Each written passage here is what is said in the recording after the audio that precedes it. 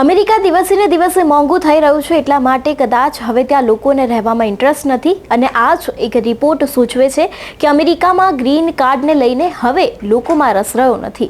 Green card એટલા માટે અમેરિકામાં ઉપયોગમાં આવતું હોય છે કે જો તમારે ત્યાં પરમનન્ટ રહેવું હોય તો ગ્રીન કાર્ડનો ઉપયોગ ખૂબ જરૂરી બને છે.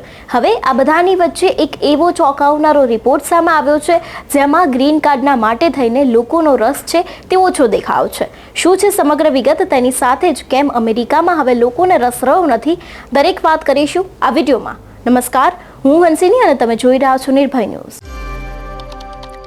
અમેરિકાના સિટીઝનશીપ તેની સાથે જ ઇમિગ્રેશન વિભાગે જાહેર કરાયેલા જાન્યુઆરી 2025ના વિઝા બુલેટિનમાં ભારતીયોને સામાન્ય રાહત પહોંચે તેવા સમાચાર સામે આવ્યા છે. આ બુલેટિન અનુસાર એમ્પ્લોયમેન્ટ બેઝડ કેટેગરીમાં આ વખતે ઘટાડો થયો છે, જેમાં EB2 કેટેગરીનું વેઇટિંગ હવે 2 મહિના ઘટીને ઓક્ટોબર 2012 સુધી જ પહોંચ્યું છે. મતલબ કે ઓક્ટોબર 2012 સુધીમાં મૂકવામાં આવેલી ગ્રીન કાર્ડની ફાઇલ્સને હવે પ્રોસેસ થવાની છે. એટલે જે 2012માં ફાઇલ મૂકવામાં આવી હતી તે લોકોની પ્રોસેસ હવે શરૂ થઈ ગઈ છે. તો તમે વિચારી શકો છો કે જેમને અત્યાર સુધીમાં ફાઇલ મૂકી હશે તે લોકોનું શું થશે. કદાચ આ પણ કારણ હોઈ શકે કે હવે લોકોને અમેરિકા જવામાં રસ રહ્યો ના હોય.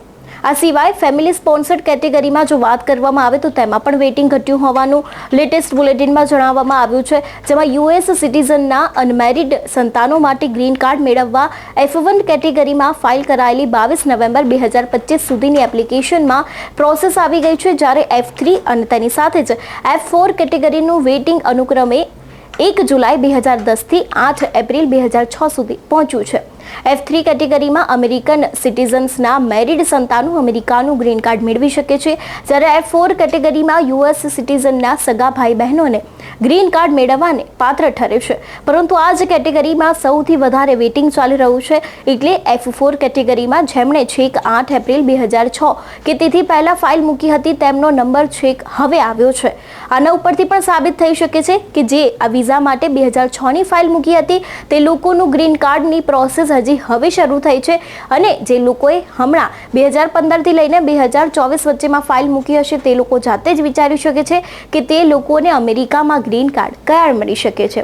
ઇન્ડિયન્સ માટે ફેમિલી સ્પોન્સરશિપ F2A કેટેગરીના વેઇટિંગમાં પણ સામાન્ય એવો ઘટાડો થયો છે. આ કેટેગરીમાં ગ્રીન કાર્ડ હોલ્ડર 21 વર્ષથી ઓછી વય ધરાવતા પોતાના અનમેરિડ સંતાનોને અમેરિકા બોલાવી શકે છે.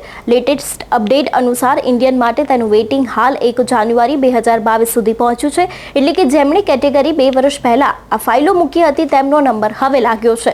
અમેરિકાએ ફેમિલી સ્પોન્સરશિપ દરેક કેટેગરીનો વાર્ષિક ક્વોટા છે તેને નક્કી કર્યો છે, અને આ જ ક્વોટામાં પણ દુનિયાના દરેક દેશને બરાબરનો હિસ્સો આપવામાં આવ્યો છે, જેથી દેશના એપ્લિકેશન્સ છે તે વધારે પડતું તેનું વેઇટિંગ ઊંચું રહેતું હોય છે. હાલમાં ચાઇના, ઇન્ડિયા, મેક્સિકો અને ફિલિપાઇન્સ જેવા અનેક 4 દેશો છે જેમાંથી એપ્લિકેશન્સને આ કેટેગરીમાં ગ્રીન કાર્ડ મેળવવા માટે સૌથી વધારે રાહ જોવી પડી રહી છે.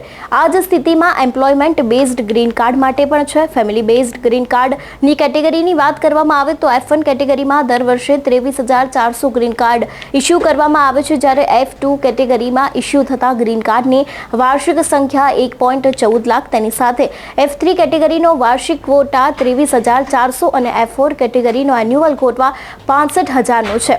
એટલે આના ઉપરથી આપણે સમજી શકીએ છીએ કે અમેરિકા દર વખતે કેટલા ઓછા ગ્રીન કાર્ડ લોકોને આપે છે, અને જેટલા પણ લોકોની અત્યાર સુધી વેઇટિંગ સામે આવી રહી છે તેમાં હવે ઇન્ડિયન્સનો વારો પણ લગભગ વધારે ને વધારે ઓછો આવવાનો છે તેવું પણ આના ઉપરથી લાગી રહ્યું છે. જો કે આમ પણ ગ્રીન કાર્ડ માટે જેટલા પણ ભારતીય લોકો હોય છે અથવા તો ગુજરાતી લોકો હોય છે ત્યાં ભણવા માટે અથવા તો સેટલ થવા માટે ગ્રીન કાર્ડ મેળવવું ખૂબ જરૂરી છે, પરંતુ હવે આ બધાની વચ્ચે તે લોકો માટે પણ એવું લાગી રહ્યું છે કે હવે તે લોકોને પણ કદાચ આ ગ્રીન કાર્ડ મળી શકશે નહીં, અને તેમને પણ કદાચ ગ્રીન કાર્ડ માટે અમેરિકામાં હજી વધારે વર્ષો સુધી રાહ જોવી પડી શકે છે તેવું પણ લાગી રહ્યું છે. જો વાત કરવામાં આવે આપણે જે પ્રમાણે બેઝડ પ્રમાણે અત્યાર સુધી ગ્રીન કાર્ડને લઈને કેટેગરી જોઈ, એમાં જે લોકો 2006માં જેમને ફાઇલ મૂકી હતી તે લોકોનો વારો અને તે લોકોની પ્રોસેસ હવે થઈ રહી છે. તો તમે વિચારી શકો છો કે જેણે છેલ્લા 10 વર્ષમાં ફાઇલ મૂકી હશે તે લોકોનો વારો ક્યારે આવી શકે છે. અને આમ પણ અત્યારે સ્ટુડન્ટ હોય કે પછી અમેરિકામાં સેટલ થતા લોકો માટેનો જે દર છે તે વધી રહ્યો છે, એટલા માટે કદાચ ગ્રીન કાર્ડને લઈને પણ એટલી જ કોમ્પિટિશન જોવા મળી રહી છે. આ બધાની વચ્ચે એટલા માટે પણ કદાચ અમેરિકામાં લોકો રહેવાનું હવે પસંદ કરતા નથી. એક બાજુ અમેરિકા મોંઘું તો બન્યું છે અને બીજી બાજુ ગ્રીન કાર્ડને લઈને આટલા બધા પેતરા નવા આવી રહ્યા છે. તો હવે આગામી સમયમાં જોવાનું રહેશે કે અમેરિકા શું આ વાતને લઈને કોઈ નવો નિયમ લાવે છે કે કેમ. તેની સાથે જ ગ્રીન કાર્ડને લઈને અત્યાર સુધી જેટલા નિયમો છે તેને બદલાવવામાં આવે છે કે કેમ એ પણ હવે આગામી સમયમાં જોવાનું રહેશે. ત્યારે તમારું શું માનવું છે કે અમેરિકામાં ગ્રીન કાર્ડ કેમ લોકોને આપવામાં આવતું નથી? અમને કમેન્ટ કરીને ચોક્કસથી જણાવજો. તેની સાથે જ અમારી ચેનલ એટલે કે નિર્ભય ન્યૂઝને લાઇક, શેર અને સબસ્ક્રાઇબ કરવાનું ભૂલશો નહીં. નમસ્કાર.